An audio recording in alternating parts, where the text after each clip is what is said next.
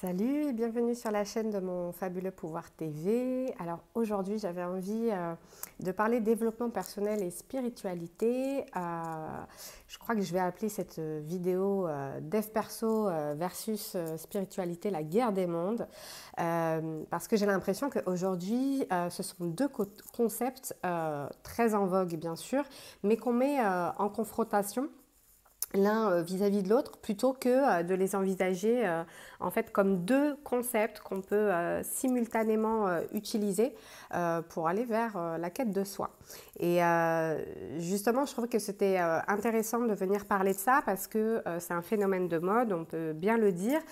Sauf que moi, de mon point de vue, j'ai l'impression que ce sont des concepts qui vont quand même s'ancrer réellement dans notre matérialité ici et que contrairement à un effet de mode, c'est pas quelque chose qui va tendre à disparaître d'ici quelques mois ou quelques années.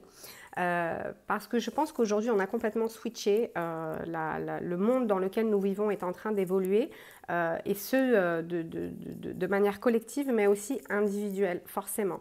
Et je pense qu'une fois qu'on met le pied dans ce cheminement d'évolution, il n'y a plus de retour en arrière. Donc à mon avis, on va garder ces concepts-là dans nos vies pendant encore longtemps. Par contre, je pense qu'on a chacun nos propres définitions de ces deux concepts. Je vais te donner les miennes. Moi, j'estime que le développement personnel, c'est un ensemble d'outils qui vont nous être utiles pour aller vers plus de connaissance de soi et qui vont nous épauler en fait sur ce chemin de la quête de soi et forcément de la quête de mieux-être et d'épanouissement personnel, professionnel, relationnel, etc. La spiritualité, pour moi, c'est un ensemble aussi d'outils et de moyens qui sont là pour nous soutenir dans notre monde intérieur, dans notre quête aussi de cheminement personnel pour aller vers plus de mieux-être et plus d'épanouissement personnel.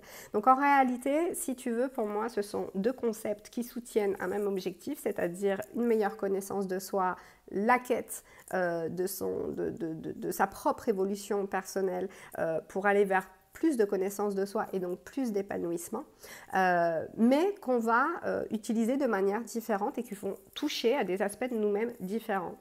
La spiritualité soutient notre monde intérieur, donc est relatif à l'attention qu'on peut porter sur tout ce qui se passe en nous, dans notre corps, dans notre cœur, dans notre esprit, mais qu'on n'a pas forcément encore expérimenté dans la matière, mais que l'on se contente de ressentir pour le moment.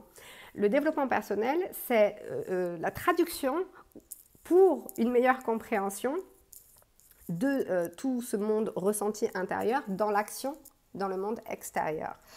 Si on part du principe que le développement personnel, ce n'est que de la surperformance, de l'amélioration de sa productivité dans la matière, je pense qu'on passe à côté de beaucoup de choses dans ce domaine-là. Pareil, si on pense que la spiritualité, c'est méditer pendant des heures en position du lotus, je pense qu'on passe aussi à côté de bien d'autres aspects de ce monde-là. Et si on veut opposer l'un et l'autre, je pense encore plus qu'on va passer à côté de l'essentiel. Il faut bien comprendre que tout ce qui se joue dans notre monde intérieur se reflète dans nos actions du monde extérieur. Tout ce qui nous arrive dans le monde extérieur va influencer notre monde intérieur. Donc on ne peut pas séparer ces deux mondes-là. Et plutôt que donc de les opposer, eh bien, essayons de voir comment les deux mondes interagissent ensemble. Qu'est-ce qui nous convient? Qu'est-ce qui ne nous convient pas? Qu'est-ce qui nous fait du mal? Au contraire, qu'est-ce qui nous fait du bien? Quelles sont nos réactions dans l'extérieur par rapport à ce qui se joue à l'intérieur? Qu'est-ce que mon intérieur se reflète à l'extérieur et de quelle manière?